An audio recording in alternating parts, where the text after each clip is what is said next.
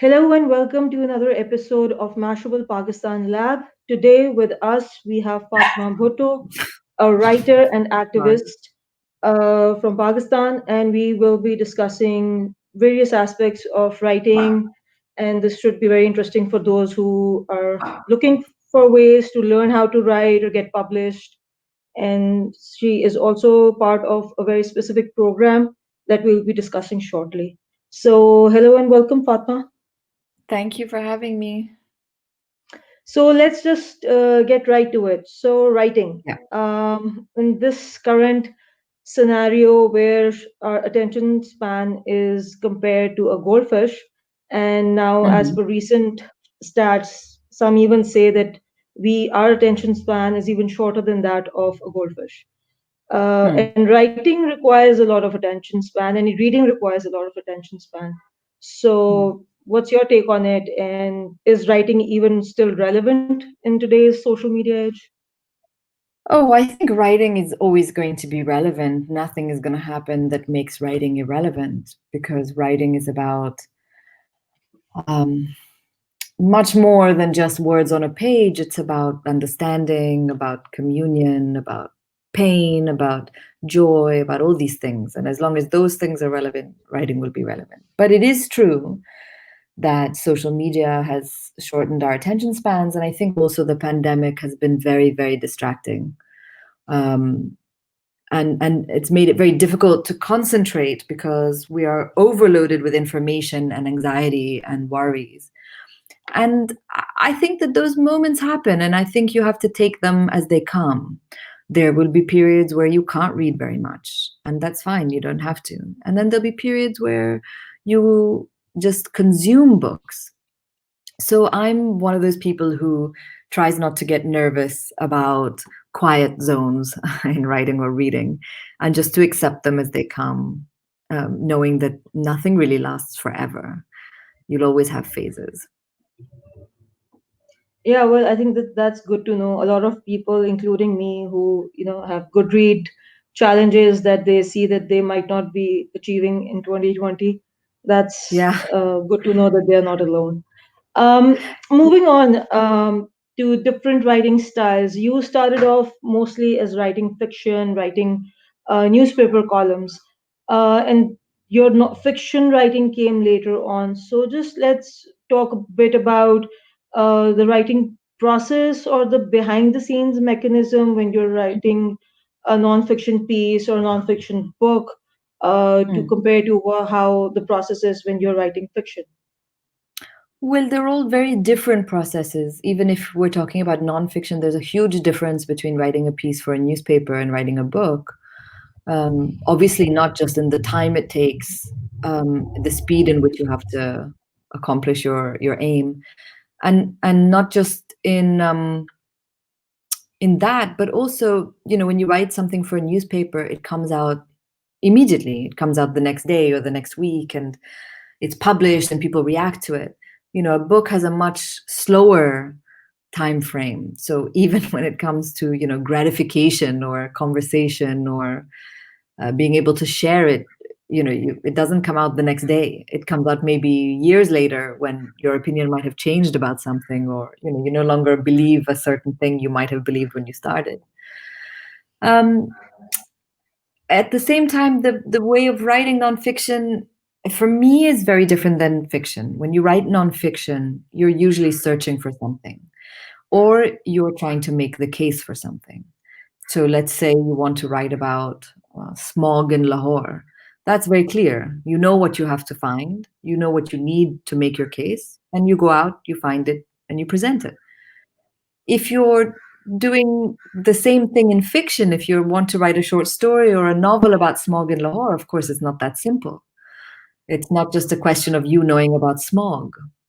You have to build an entire story, build a universe around it. That universe has to be constructed and imagined. You need to put in so many other things that have nothing to do with smog, like the inner lives of people living in smog. A man who drives a rickshaw will experience smog in a different way than a girl sitting in a pajero.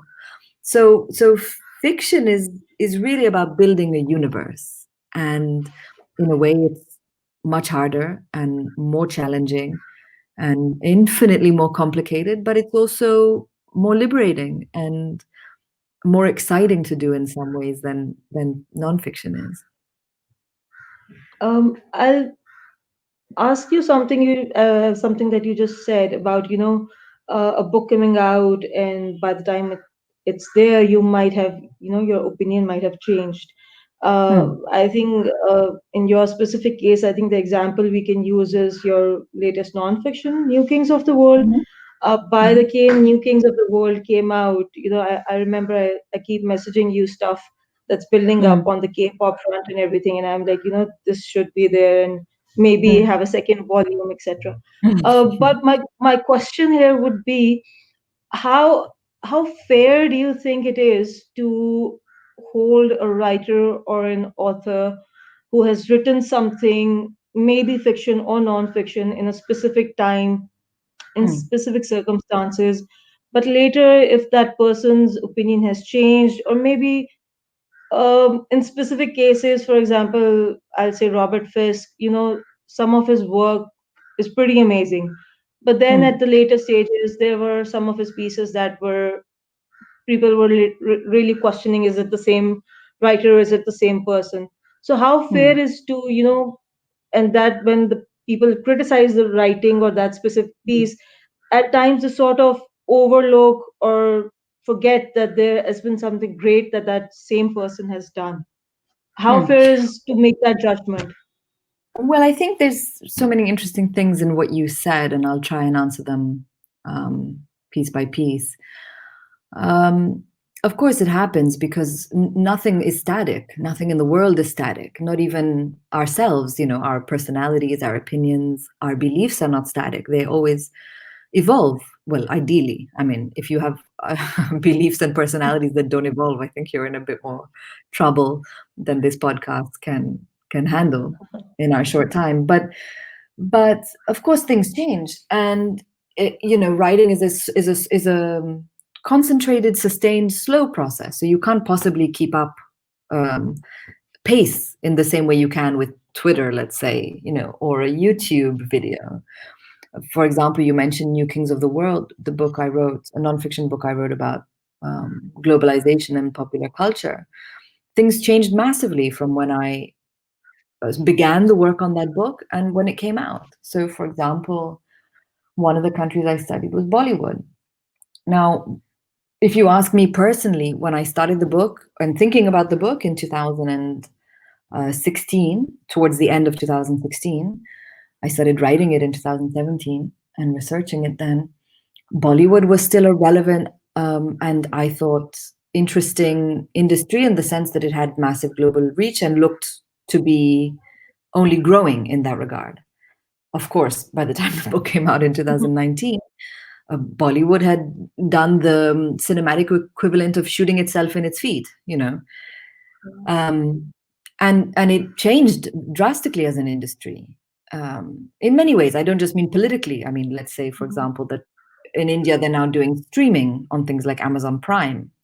That's a new direction. At the same time, things like TikTok, let's say, or the Chinese approach to popular culture, especially in regards to the internet, were not that big in 2016 to the rest of us. At least they were not that obvious to the rest of us, whereas they're very obvious now.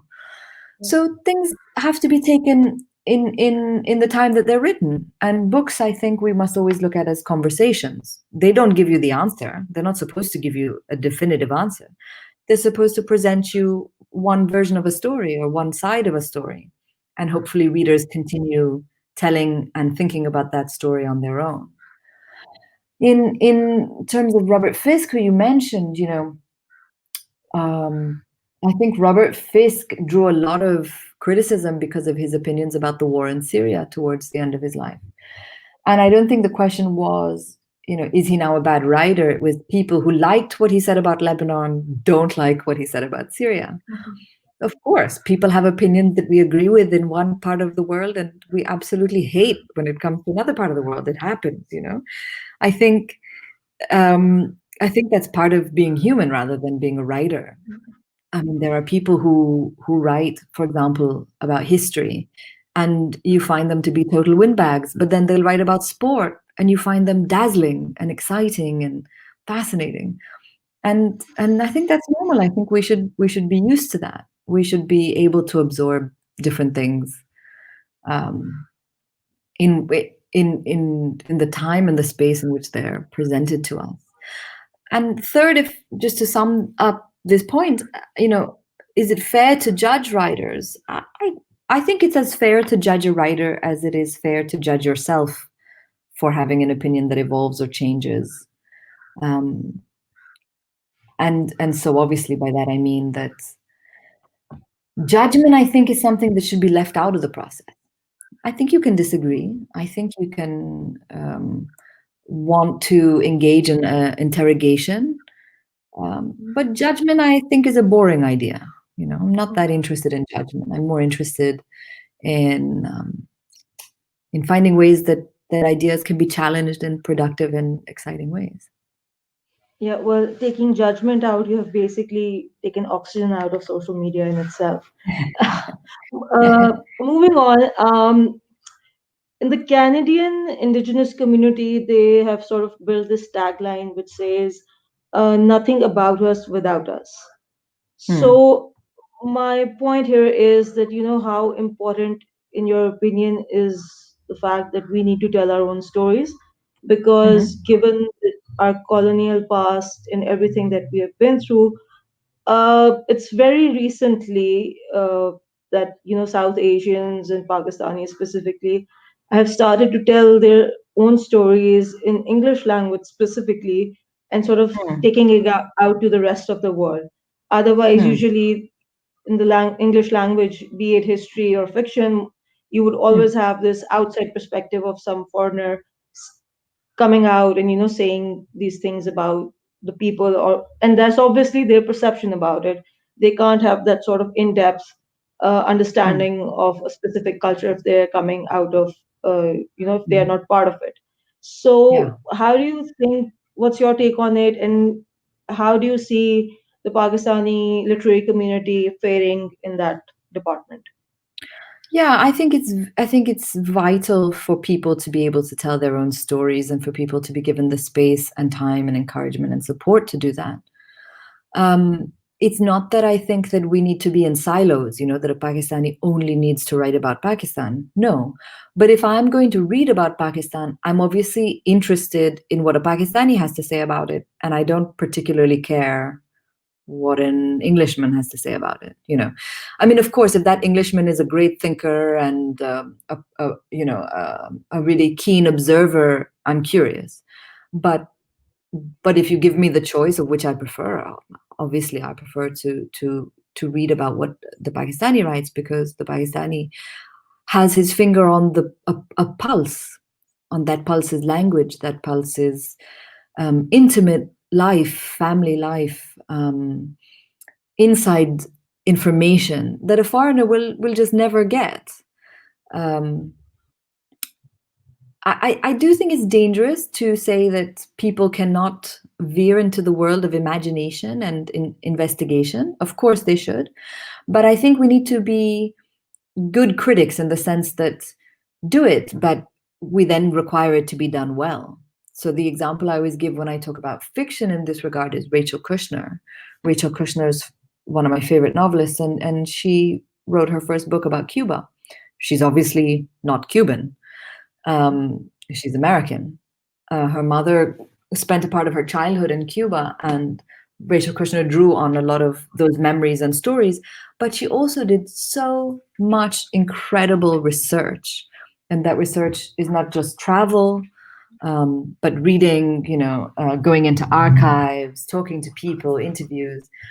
And Rachel Kushner does such a beautiful job of it that she can tell you what a sugarcane fire looks like, you know, at dusk or at any other time of the day. She can tell you exactly what radio station a certain musician first sang on.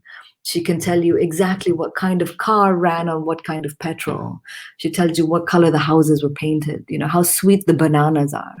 Now, if you can do that about a place, then by all means, write about that place. But if you can't do that about the place, then maybe it's not your story to tell. True. Oh, and you had another part of that question, which is how well are Pakistanis faring? I think they're Yeah. faring very well.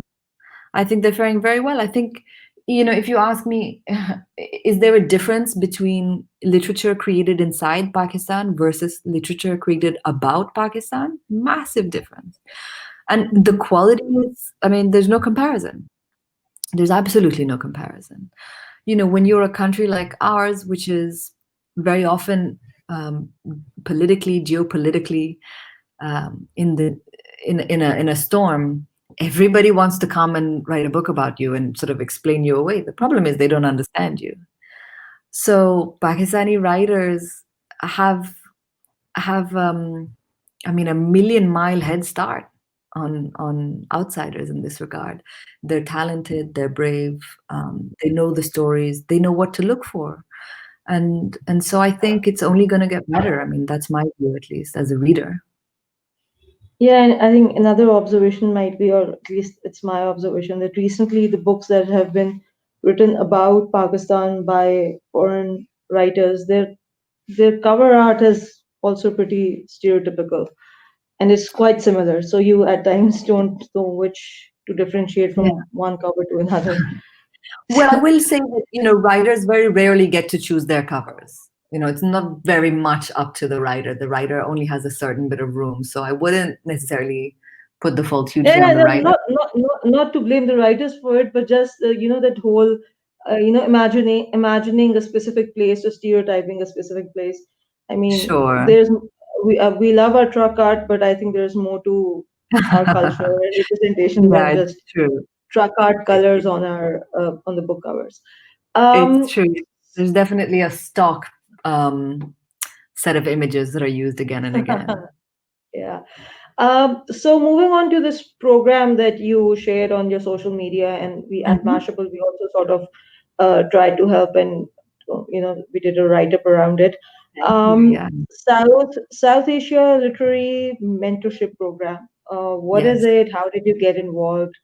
And Yeah. how can people apply for it?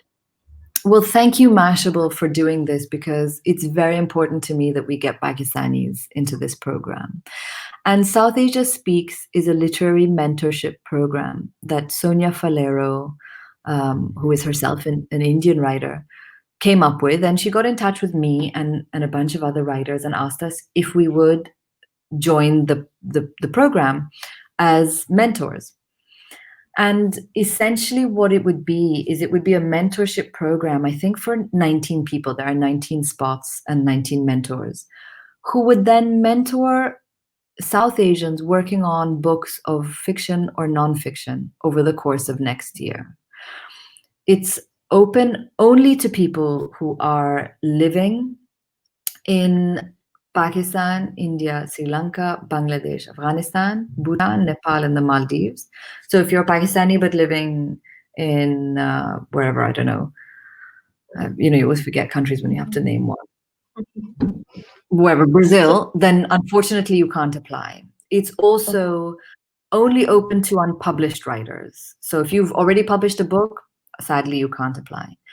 Mm. If you went to creative writing school, also unfortunately, then this isn't the right program for you. And the reason that these things are as they are is because if you go to a creative writing school, it means you already have connections and contacts with people who can help you publish a book. And what South Asia Mhm. Speaks is trying to do is it's trying to help people who have no contacts in the world of publishing, who have talent and great ideas and great skill, but don't have people who can help them. There's no age limit. Okay, so you could be 19 years old or you could be 59 years old, and there's no fee. You just have to be living in those countries that I mentioned, and you have to be working on a long term book. Um, it is a program which means that if you apply and you get selected, you will be placed with one of several mentors, and the mentors are all amazing. So obviously Sonia Falero will be a mentor. I'm going to be a mentor. Sana Meher, another Pakistani writer, is going to be a mentor. Mirza Waheed, a Yeah. Kashmiri writer, Madhuri Vijay, Mahesh Rao, and many others will be a part of the program. And what we'll do is when we select the work that we're going to mentor, it means that we'll have a number of conversations with the writer over next year. I think it's something like 5 or 6 conversations throughout the year where we'll read bits of your work, and then we'll chat over Zoom. Uh, oh, sorry, that was my dog. We'll chat over the course of your writing about not just the book. If the writer is having trouble with, research or coming up with certain ways of presenting an idea, we can talk about that. But it also means that we'll help advise you on putting together your proposal. We'll help advise you reaching out to agents and publishers and thinking about how to do that. And I think it's quite exciting. I think it's great to have this opportunity available for South Asia. So the deadline is December 10th. Um, the website is a kind of long website that I can never remember offhand. But if you just check my We'll Twitter. plug it in. We'll plug it Oh, in. great. When Okay, super. So you just go to the website, you send an email to speaksouthasia@gmail.com, um, where you introduce yourself very briefly, just like 1 or 2 lines. You tell us whether you're working on fiction or nonfiction, reportage or translation. And you add 2 links to published work. Published, obviously not books, right? But like articles or essays. articles, Or yeah. if you've never been published anywhere, then just 2 writing samples. And then you give us a synopsis of the project you're working on for which you're seeking a mentor. That synopsis should be about 2 paragraphs. And you can get all this information on the website. And I think we begin in January. So, it's around the corner. Oh, I think something good to look forward to for writers when they're entering Yeah. 2021. Yeah, I think there's, as we just said, there's stories that need to be told. But the problem is that, the world of writing, like anything else, has gatekeepers. And what Sonia's trying to do with this mentorship program, I think, is break down some of those barriers and help get new voices inside the gates. This actually sounds pretty interesting, and it sort of connects to the fact that recently, working at Mashable, I sort of discovered that there are very young Pakistani writers who, Mhm. for example, there's this 17-year-old kid from Sialkot who sort of reached out to us trying to see if we can help promote the fact that she has self-published a book, a fiction book about mental health. And Hmm. given that it was done during the pandemic, I have yet to read it, but uh, Hmm. the bits and pieces and the stuff we got to talk to her, that was pretty amazing.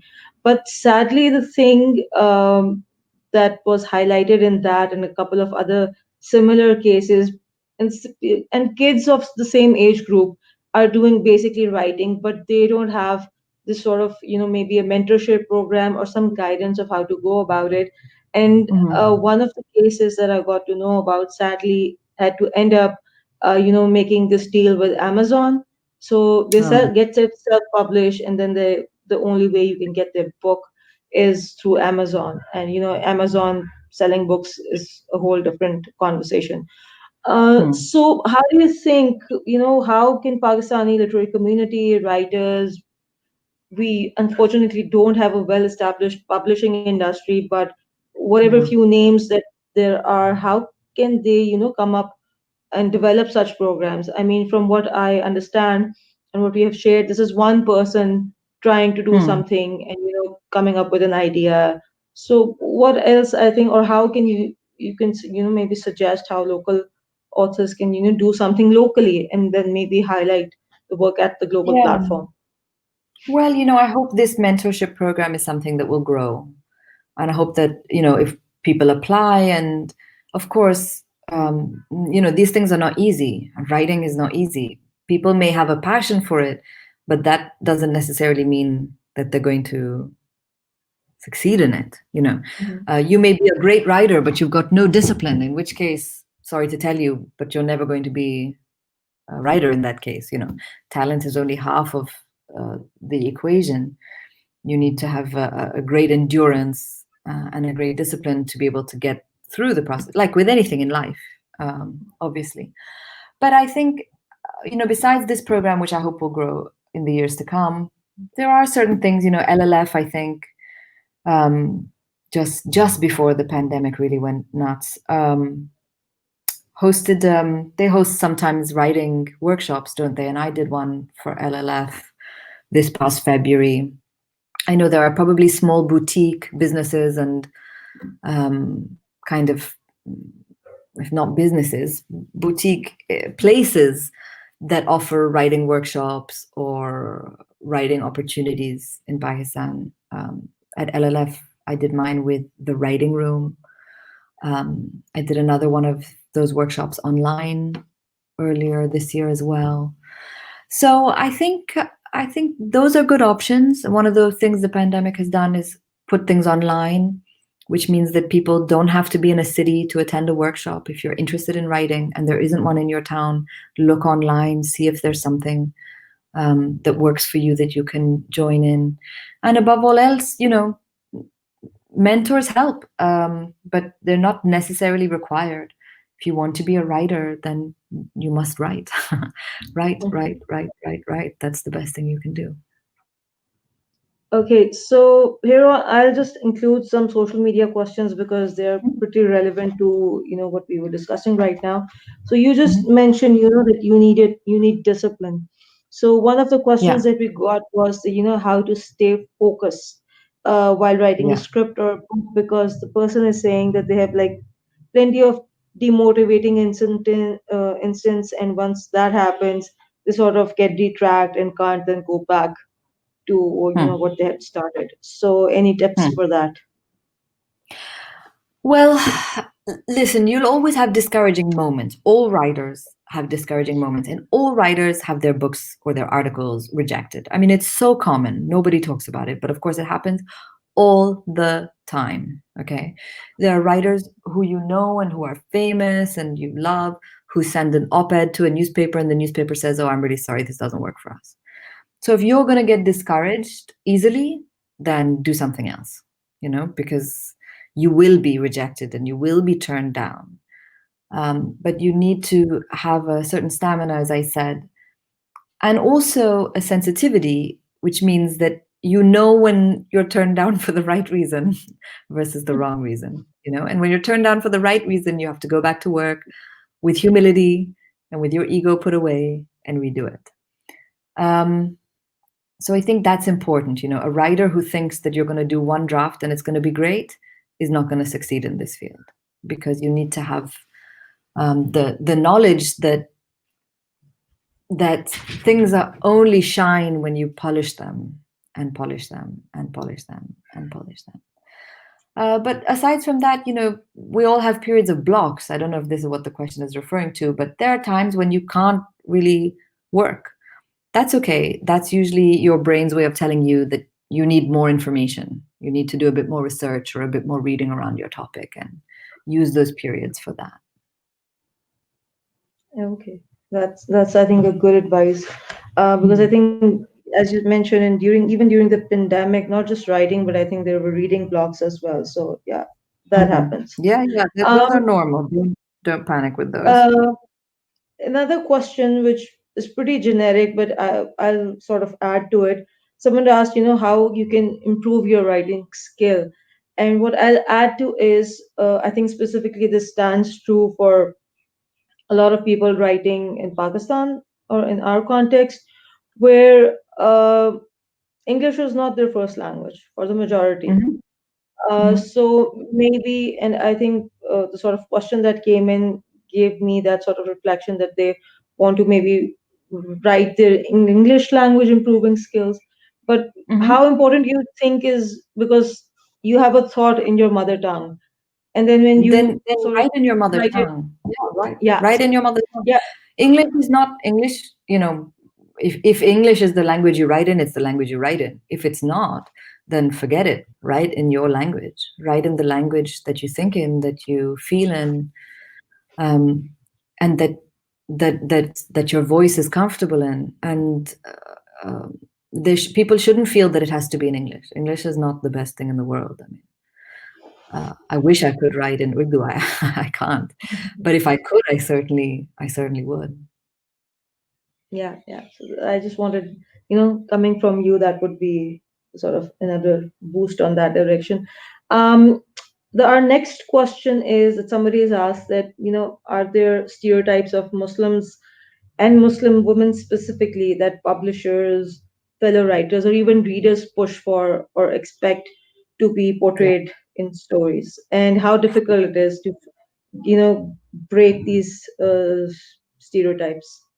for sure there are. For sure there are. And listen, you know, the Western world has relied on these very banal stereotypes about Muslim women for centuries. They have always thought of Muslim women as docile, submissive, sad sort of creatures. So they're obviously going to be confused when they come across depictions of Muslim women that don't fit their preconceived notions. Does that mean that you should cater to them? Absolutely not. It means exactly the opposite. It means you should ignore that. A million people have written those books already, and they're very dull and very boring, and no one is interested in more of them. Um, it's something that one has to fight to do, because, of course, people will stop you and say, "Oh, I don't think that's what people want to read." But you are a Muslim woman, and you know that there is no one kind of Muslim woman. So you have to start writing and presenting all these different facets, I think. Another question is again sort of more Pakistan focused, which is I think good. Um, I don't know if you have this specific experience or not, but if you have an opinion on it, please do share. And that's, Mm. English language publishing in Pakistan, because as we discussed earlier, uh, Yeah. the publishing industry in Pakistan is not really that strong. And No. specifically given the recent import ban, most of our books were coming from via India. And now Yeah. that's stopped. So we are not getting some of the latest books, which is sort of heartbreaking. Right. But also Yeah. for local authors who were obviously, I know a couple of cases as well who were like getting published. It was in the process, and now the books are out, but the books can go everywhere else, but they can't come to Pakistan.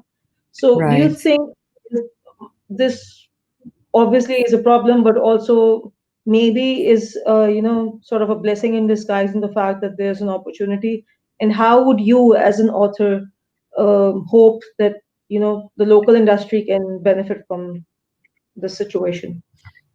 It's true that it's not really what it should be, the local industry. I mean, I know Liberty Books is publishing under their own imprint now, and I think that's something interesting. That's, they did New King of the World, and I was happy with how they went about it. I was The quality was very nice. The paper, all was good, and I think they've got a nice team. So that's one space, but certainly there should be more. There should be much, much more.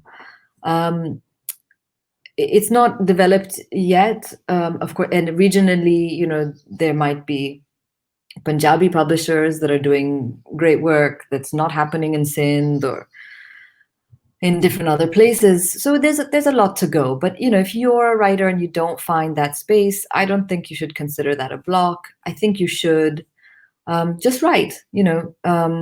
Write wherever you can write. That can be for newspapers, that can be for magazines, that can be for online journals. There are websites. Just to give you a quick example, recently after Diego Maradona died, I read a really, really beautiful essay about him. I think the writer is Pakistani, Jahanzeb Hussain, Yeah. and I tweeted it. It was a really beautiful piece of writing, and he published it on something called I can't remember now. Ricochet. I mean, it was a platform I didn't know. I don't know if it's a blog, or I don't know if it's a journal. But Mhm. the point is, the world of the internet exists, even if the hard copy world doesn't. And so Yeah. publish there. There's lots of spaces there, I think. Okay, my last question. What are you Mhm. reading these days? That's always my favorite question to ask people when I talk to writers. I am reading at the moment, I'm just at the end of Helen Garner's second volume of diaries, which is called One Day I'll Remember This. And she's an Australian writer. I really, really like her nonfiction books. So I'm reading her diaries, which I just love, and I'm reading them so slowly because I don't want it to end. At the same time, I just began The Rat Line by Philippe Sands because I'm going to do an event online with Philippe, who wrote a book about the Nazi escape route out of Germany at the end of World War II, and it's specifically looking at the case of one Nazi, Mhm. Otto von Vector. So I'm reading The Rat Line as well, and am I reading something else?